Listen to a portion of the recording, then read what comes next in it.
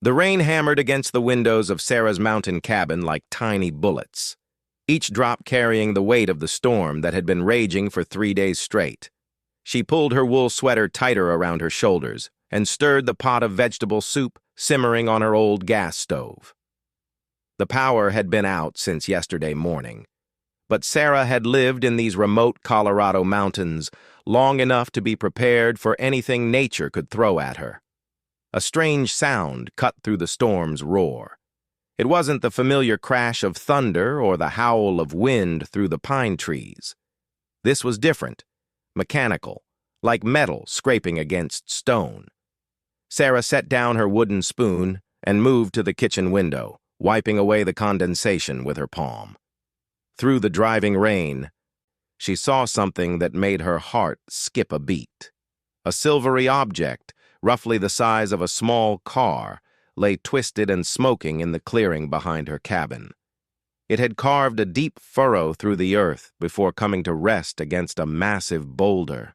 The craft's surface reflected the lightning flashes in ways that hurt her eyes to look at directly. Sarah grabbed her rain jacket and flashlight from the hook by the back door. Every rational part of her mind screamed that she should stay inside, call for help, do anything except walk toward what was obviously some kind of aircraft that had crashed in her backyard. But a stronger instinct drove her forward, the same one that had made her become a nurse, the need to help when someone was hurt. The rain soaked through her jacket within seconds of stepping outside.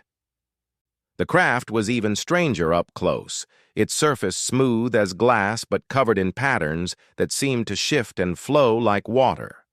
There were no visible seams, no obvious way inside, until she noticed a section that had been torn open during the crash. Peering through the jagged opening with her flashlight, Sarah's breath caught in her throat. The interior glowed with a soft blue light that pulsed like a heartbeat. Strange symbols danced across curved surfaces that might have been control panels, and huddled in what looked like a chair designed for something with a very different body shape was a small figure.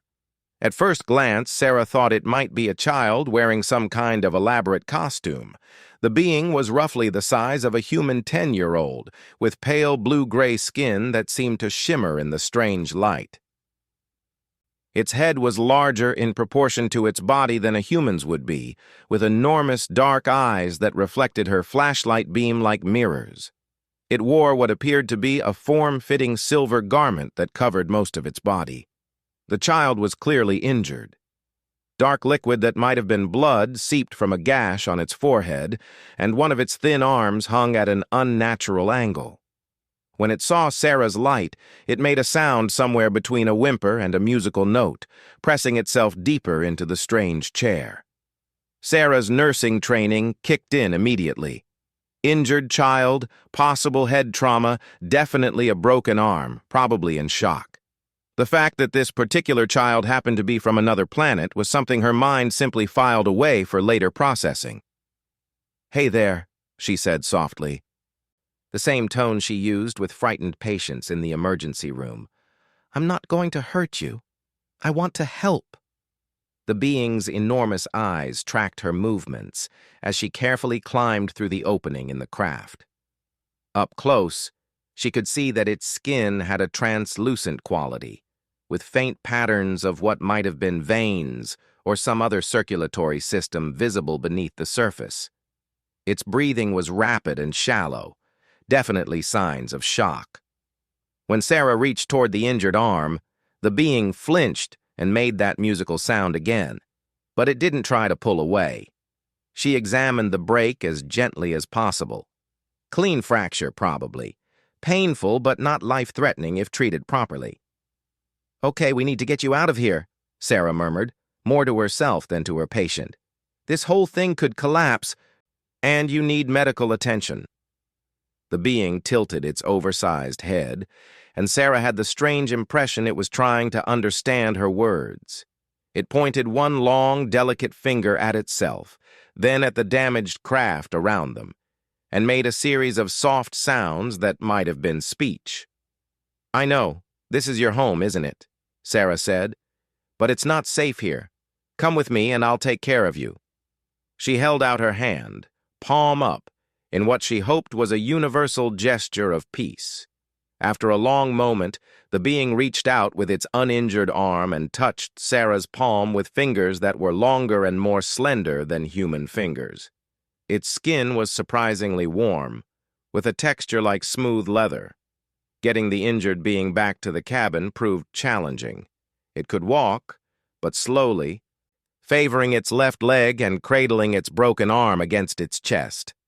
Sarah supported it as best she could, her flashlight cutting through the rain as they made their way across the muddy clearing. Inside the cabin, the warmth and familiar smells of home cooking seemed to calm the being somewhat. Sarah helped it settle on her couch, propping pillows around it for support. In the better light, she could see that its injuries were more extensive than she'd first thought. In addition to the head wound and broken arm, there were several deep scrapes along its legs and what looked like burn marks on its hands.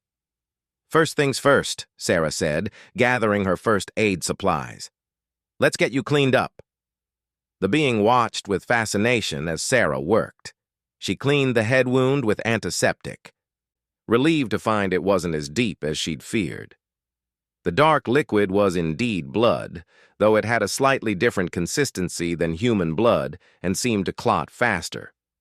When she started to examine the broken arm more closely, the being made soft, distressed sounds and tried to pull away. Sarah paused, thinking. She went to her kitchen and returned with a small bowl of the soup she'd been making. "Here," she said, offering the bowl. "Food. You must be hungry." The being sniffed delicately at the soup, its nostrils flaring in a very human-like way. Then it took a tentative sip, using its good hand to hold the bowl. Its eyes widened and it made a sound that could only be described as pleased surprise. It began to eat with obvious hunger, and Sarah was relieved to see some color returning to its strange skin. While her patient ate, Sarah worked on fashioning a sling for the broken arm. She used torn strips from an old sheet, working slowly and carefully to avoid causing more pain. The being submitted to her ministrations with growing trust, even helping by positioning its arm correctly. "There," Sarah said when she finished. "That should keep it stable until we can get you proper medical attention." The being looked down at the makeshift sling, then back at Sarah. It reached up with its good hand and touched her face, just below the eye. The gesture was so gentle, so obviously meant as thanks, that Sarah felt tears spring to her eyes. "You're welcome," she whispered. Outside, the storm continued to rage, but inside the warm cabin, an impossible friendship was beginning to form.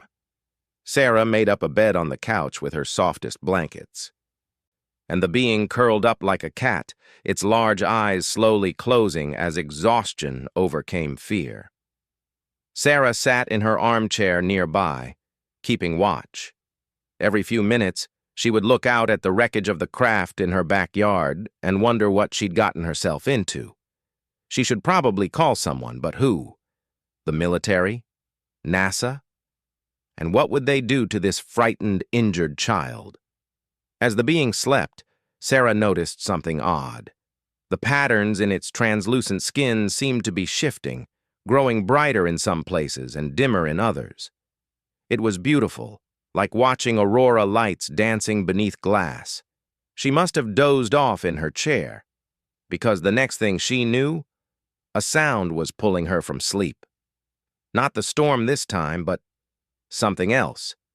A deep, rhythmic thrumming that seemed to come from everywhere at once, vibrating through the floorboards and making the windows shake in their frames.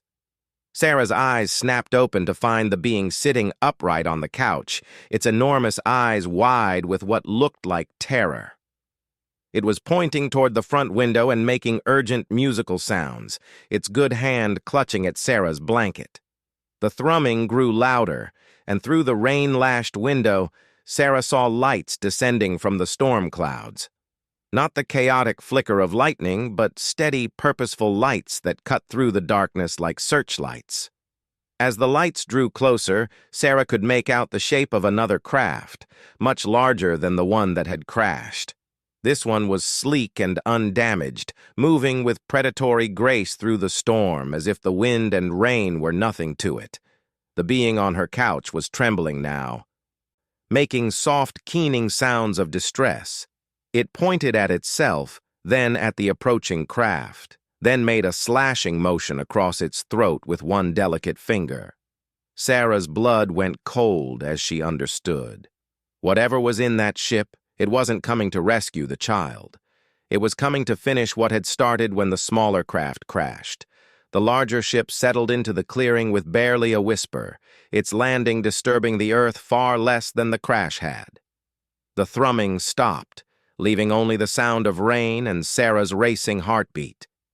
For a long moment, nothing happened. Then a section of the larger craft's hull simply faded away like morning mist, revealing a doorway filled with soft light. A figure emerged, tall and imposing, its form obscured by the rain and darkness. Sarah looked down at the terrified being on her couch, this child who had trusted her with its life, who had eaten her soup and let her bandage its wounds. Then she looked back at the approaching figure and made a decision that would change everything. She turned off her flashlight and moved away from the windows, gathering the injured being into her arms as carefully as she could. The child weighed almost nothing, and its skin had gone cold with fear. "It's going to be okay," Sarah whispered, though she had no idea how she could possibly make that promise true. "I won't let anything happen to you." The footsteps on her front porch were so soft she almost missed them. But the being in her arms heard them, pressing its face against her shoulder and shaking with silent sobs. Sarah held the alien child closer and waited for whatever was coming through her door. The front door of Sarah's cabin didn't open. Instead, it simply dissolved, the wood and metal flowing away like water until there was nothing but empty air where the door had been. The cold mountain air rushed in, carrying with it scents that had no earthly origin, sharp and metallic with undertones of something that made Sarah's primitive brain want to run and hide.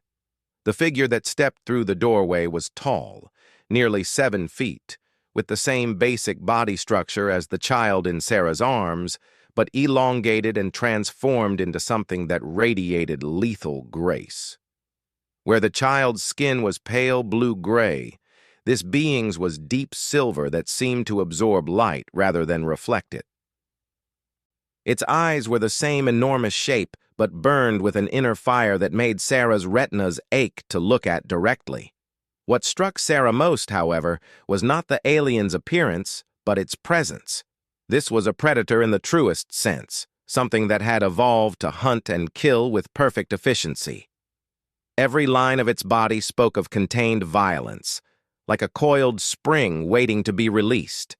The being's gaze swept the cabin with mechanical precision before settling on Sarah and the child she held. When those burning eyes focused on them, the child in her arms made a sound like a broken bell and tried to burrow deeper into her embrace. The tall alien spoke, its voice like wind chimes made of razors. The words were incomprehensible, but the tone needed no translation. It was the voice of judgment, of condemnation, of death approaching on silent feet. Sarah's mouth went dry, but she found her voice anyway. "Stay back," she said, surprised by how steady she sounded. "This child is injured. It needs medical attention, not whatever you're planning." The alien's head tilted slightly, and Sarah realized it was studying her with the same intensity it had shown when examining the cabin. It spoke again, the musical razor voice taking on a different quality. This time, impossibly, Sarah could understand the words. "Human creature," the being said, its voice now resonating inside her skull rather than through her ears. "You harbor the exile. This is forbidden. Surrender the abomination and your death will be swift." Sarah's arms tightened protectively around the child. "Abomination? This is a child. A hurt, frightened child who needed help. The alien took a step forward, and Sarah noticed that its feet didn't quite touch the ground. It moved like a ghost, silent and weightless, and where it passed, the air itself seemed to grow colder. "The exile is no child," the being continued, its mental voice like ice water in Sarah's brain. "It is cast out. It is unclean. It is marked for cleansing, and you have interfered with sacred law." Sacred law? Sarah's fear was rapidly being replaced by anger. As a nurse, she'd seen too many cases of children hurt by adults who claimed to be following some higher authority. What kind of law calls for killing a child? "The law that has kept our species pure for 10,000 cycles, the alien replied. "The exile carries corruption in its blood. It thinks wrong thoughts, feels wrong emotions.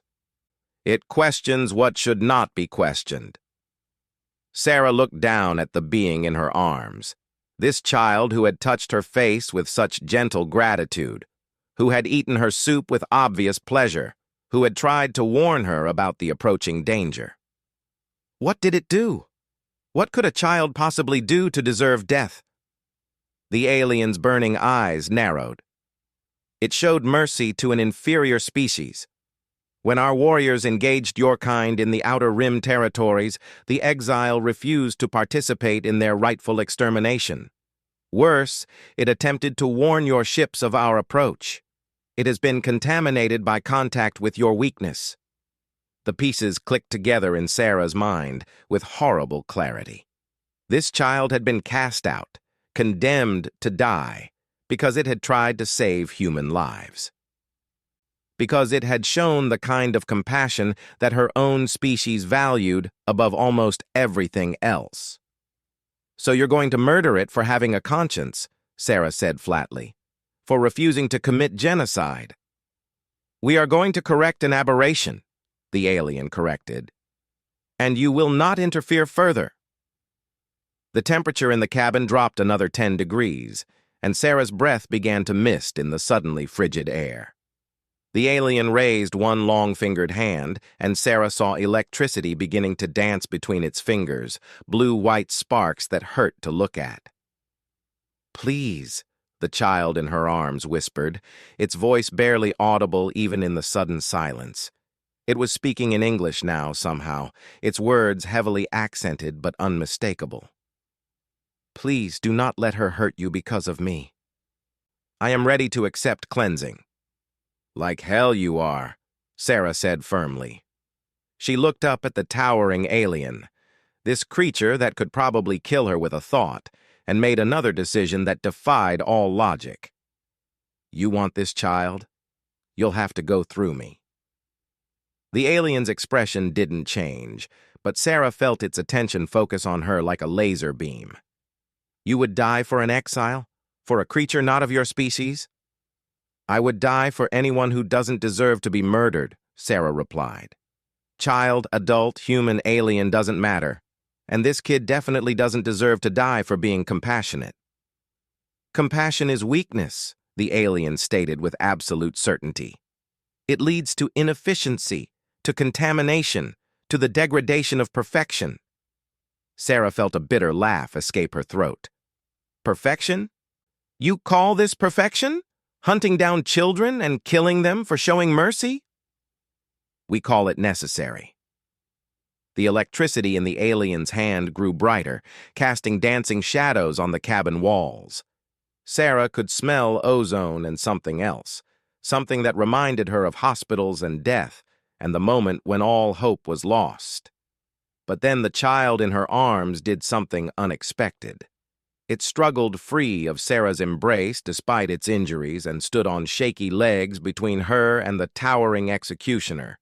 Its broken arm hung useless in the makeshift sling, but its good hand was raised in a gesture that was unmistakably protective.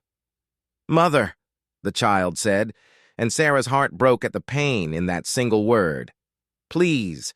The human showed kindness when she had no obligation to do so. She fed me when I was hungry, tended my wounds when I was hurt, offered shelter when I had none. If these are truly the contaminations you speak of, then perhaps contamination is not the evil we have been taught to believe. The alien that was apparently the child's mother seemed to flinch at those words. For just a moment, the cold perfection of her expression cracked, and Sarah caught a glimpse of something that might have been grief. "You speak of kindness as if it were virtue," the mother said, but her voice lacked some of its earlier certainty. "These are the very corruptions that led to your exile." "Yes," the child agreed simply. "And I have seen now what lies on the other side of that corruption. I have seen what it means to be cared for without condition, to be helped without expectation of reward. If this is weakness, then perhaps we have been strong in all the wrong ways." Sarah watched this exchange with growing amazement. The child was arguing for its life, yes, but it was also arguing for something much larger. It was challenging everything its species believed about strength and weakness, about purity and contamination. The mother's burning gaze shifted from her child to Sarah and back again. "The human has influenced you further. This only proves the necessity of cleansing." "No," the child said firmly. "The human has shown me truth, just as I tried to show truth to our warriors when they would have destroyed innocent ships. Truth does not require cleansing, Mother. It requires courage to accept." The electricity in the mother's hand flickered and dimmed slightly. For a moment, that stretched like eternity. She stood frozen between duty and doubt, between the teachings of her species and the evidence of her own eyes. Sarah held her breath, afraid to move or speak, afraid to tip the balance in any direction. Everything hung on what this alien mother would choose next. "You ask me to abandon everything I have been taught," the mother said finally. "Everything our people believe." "I ask you to see what I have seen," the child replied. "To judge for yourself whether kindness is truly weakness, whether mercy is truly corruption.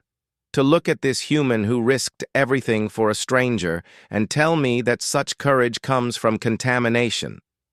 The mother's gaze fell on Sarah again, and this time Sarah didn't look away. She met those burning eyes with all the steady determination she'd learned in 20 years of nursing, all the quiet strength that came from dedicating your life to healing rather than harming. "Why?" the mother asked, her mental voice softer now, more uncertain. "Why would you risk death for the exile?" Sarah thought about all the easy answers she could give, all the explanations about human nature and moral obligation. Instead, she gave the simplest truth. Because it was the right thing to do. The alien mother stared at her for a long moment, then looked down at her child, this small being who had been willing to die to protect someone who had shown it kindness. Sarah saw something change in those burning eyes, saw the moment when certainty cracked and let in the first rays of doubt. "The right thing," the mother repeated slowly, as if testing the concept. "According to whose law?" "According to the only law that really matters," Sarah said. "The one that says we protect those who can't protect themselves. The one that says we help when we can and harm only when we must. The one your child already knows by heart." The electricity in the mother's hand flickered once more and then died completely. She lowered her arm, and the temperature in the cabin began to return to normal. But Sarah knew this wasn't over. She could see it in the alien's posture, in the way her burning eyes kept shifting between her child and the door. This was a reprieve, not a resolution. The real test was still coming. The silence that followed stretched between the three of them like a bridge made of glass, beautiful but fragile, ready to shatter at the slightest wrong move. Sarah watched the alien mother process what had just happened, saw the conflict playing out behind those burning eyes like a war between everything she had ever believed and everything she was seeing with her own senses. "There will be consequences," the mother said finally, her mental voice carrying the weight of prophecy. "The conclave will not accept this deviation from law. They will send others." Then we'll face them when they come, Sarah said simply. She moved to stand beside the child, her hand resting gently on its shoulder. Together. The mother's gaze sharpened. You do not understand what you are suggesting, human. The Conclave commands fleets that could reduce your entire world to ash. They have cleansed entire star systems to maintain purity. What can one human and one exile possibly do against such power? Sarah felt a familiar calm settle over her, the same one that had carried her through countless medical emergencies when everything seemed hopeless, but the work still needed to be done. We can do what's right. Sometimes that's enough to start something bigger. Mother, the child said softly, its voice carrying a new note of hope. The human speaks truth. Change begins with single choices, single acts of courage. You taught me that when I was very young, before the doctrine of purity consumed our teachings. The alien mother flinched as if struck. You remember the old lessons? I remember everything you taught me before the Conclave decided that remembering was also contamination, the child replied. I remember when you told stories of the ancient ones, who believed that strength came from diversity, not uniformity, who thought that different perspectives made the whole stronger, not weaker. Sarah watched emotions she couldn't name flicker across the mother's inhuman features. Pain, regret, something that might have been longing for a simpler time when the universe had made more sense. Those were just stories, the mother said, but her voice lacked conviction. Children's tales to ease the fear of the dark. Were they? The child challenged gently. Or were they memories of who we used to be, before fear made us forget that there were other ways to be strong? The mother was silent for a long moment, her burning gaze fixed on something beyond the cabin walls. When she spoke again, her voice was barely a whisper in Sarah's mind. The cleansing fleet will arrive within 3 cycles. When they find that I have failed in my duty, they will assume I, too, have been contaminated. We will all be marked for extermination. Then don't fail, Sarah said. Change the mission. Both aliens stared at her with identical expressions of confusion, and Sarah realized she was looking at a family trait that transcended species. She almost smiled despite the gravity of the situation. Your people sent you to kill one corrupted child, Sarah explained. What if instead you brought back proof that the corruption isn't what they think it is? What if you showed them that compassion doesn't make you weak, it makes you stronger? The Conclave will not listen to words alone, the mother said. They require proof of strength, not philosophy. Then give them proof, Sarah said. Show them what humans can do when we're motivated. Show them what your child learned about us that made it willing to risk everything to save our ships. The child's eyes widened with understanding. The defense of the outer colonies. Mother, you know what happened there. 6 human ships against a full battle fleet, and they held the line long enough for the evacuation to succeed. They knew they would die, but they fought anyway to save others. Desperate animals backed into a corner will fight, the mother dismissed, but Sarah caught the uncertainty in her voice. No, Sarah said firmly. Those weren't desperate animals. Those were people who made a choice. They chose to sacrifice themselves so that others could live, just like your child chose to warn us, knowing what it would cost. That's not corruption. That's the highest form of evolution there is. She moved to the window and gestured toward the wreckage of the child's ship, still smoking in the clearing despite the rain. Your kid crashed here by accident, but it wasn't running away when it tried to save our people. It was running toward something better, toward a future where different species don't have to destroy each other to feel safe. The mother followed Sarah's gaze to the wreckage, and for the first time, her expression showed something like pride when she looked at her child. The exile. You chose to come to this world intentionally? The child nodded slowly. I thought perhaps if I could learn more about humans, I could find a way to prove to the Conclave that they are not the mindless destroyers we have been taught they are. I wanted to show our people that there was another path. And instead you crash-landed and got yourself injured, the mother said, but there was no condemnation in her voice now. If anything, she sounded almost fond. And found something better than I could have hoped for, the child replied, looking up at Sarah with those enormous, grateful eyes. I found someone who would risk her own life for a stranger.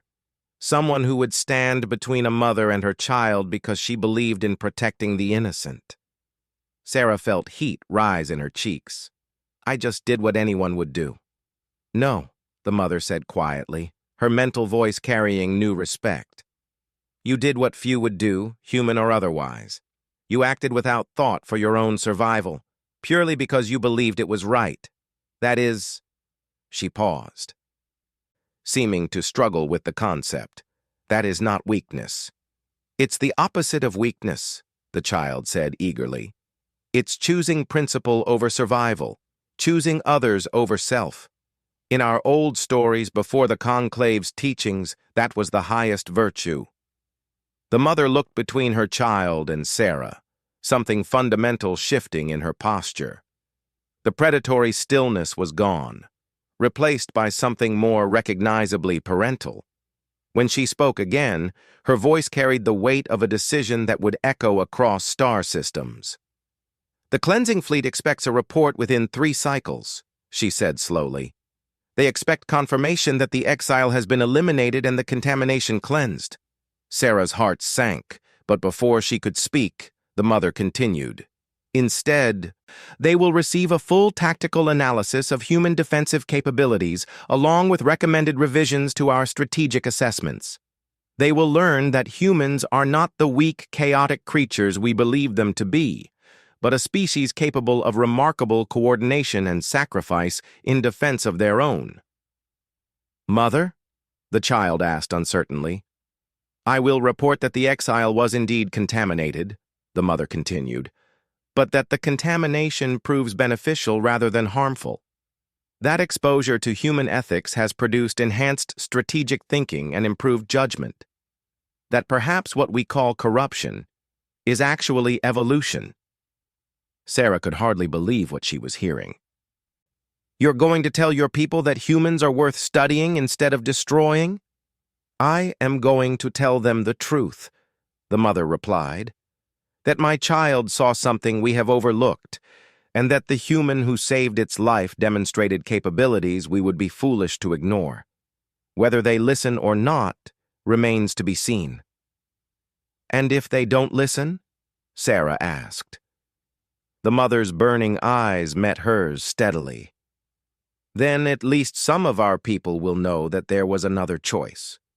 That there was a path that led somewhere other than endless war and the slow death of diversity. She moved toward her child, and for the first time her movements carried warmth instead of menace. She reached out with one long-fingered hand and touched the makeshift sling Sarah had fashioned, examining the human's work with professional interest. You have medical training, she observed. 20 years as a nurse, Sarah confirmed. I've seen a lot of broken bones. The exile will need further treatment. Our medical technology could repair the fracture completely within hours, but... She hesitated, then looked directly at Sarah. Would you be willing to accompany us?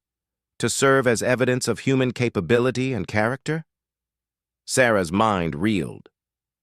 You're asking me to go with you? To space? I am asking you to help me save both our species from a war that serves no one, the mother replied. Your voice, speaking for humanity, might carry weight that mine alone could not. The child grabbed Sarah's hand with its good arm, its eyes bright with hope. Please, you could show them what you showed my mother. You could help them understand that different does not mean dangerous. Sarah looked around her cabin, at the life she'd built in these quiet mountains, at the routine and safety and predictable challenges of her existence. Then she looked at the alien child who had trusted her with its life, and at its mother who was offering to risk everything on the chance that understanding might triumph over fear. "How long would I be gone?" she asked. "Unknown," the mother admitted. "The conclave's deliberations could take cycles to complete, and depending on their decision, you might not be able to return safely to this world." "Ever?" "Ever." Sarah thought about her patients at the small hospital in town, about her garden and her books and the quiet life she'd carved out for herself. Then she thought about the child eating her soup with such grateful hunger, about the mother who had chosen to listen instead of simply destroying, about the possibility that her words might help prevent a war that could destroy entire civilizations. "When do we leave?" she asked. The mother's expression shifted into something that might have been a smile on a human face. "Now, if you are truly willing. The longer we delay, the more difficult it becomes to maintain the illusion that I am following orders." Sarah nodded and moved quickly through her cabin, gathering the few things she couldn't bear to leave behind. Photos of her family, her grandmother's ring, the small medical kit she'd assembled over years of practice. Everything that really mattered to her could fit in a backpack. As she packed, the child watched with fascination, asking questions about each item with the endless curiosity that seemed universal among young beings, regardless of species. Its mother began examining the wreckage of the smaller craft, apparently determining what could be salvaged. "The navigation core is intact," the mother reported. "We can extract it to show the conclave exactly where the exile has been and what it experienced. That will serve as evidence for our claims." "And the humans I tried to warn?" the child asked anxiously. "The colony ships that escaped because of my message?" "They are well," the mother assured it. "The fleet commander was displeased by the failure to achieve complete destruction. But the survivors have established new settlements beyond our current territory. They are safe."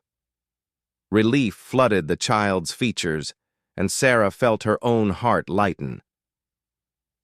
Whatever happened next, at least some good had already come from this impossible meeting. An hour later, Sarah stood at the threshold of the alien ship, her backpack slung over her shoulders and her future stretching ahead into possibilities she couldn't even imagine. The mother had somehow repaired the dissolving door to her cabin, leaving no trace of their presence except for the crash site that could be attributed to a meteor strike. "Are you certain about this?" the mother asked one final time. "Once we depart, there may be no path back to the life you knew." Sarah looked up at the stars barely visible through the breaking clouds, at the vast universe that was suddenly within her reach. She thought about all the patients she'd helped over the years, all the small acts of healing and comfort that had given her life meaning. Now, she had the chance to heal something much larger, to help bridge the gap between two species that had been taught to see each other as enemies. It was terrifying and impossible, and exactly the kind of challenge that made life worth living. "I'm certain," she said. As the ship rose silently through the storm clouds, carrying a human nurse, an alien child, and its mother toward a future none of them could predict, Sarah pressed her face to a viewport and watched her world fall away below. She had no idea what waited for them among the stars, but for the first time in years, she felt like she was exactly where she belonged. The real journey was just beginning.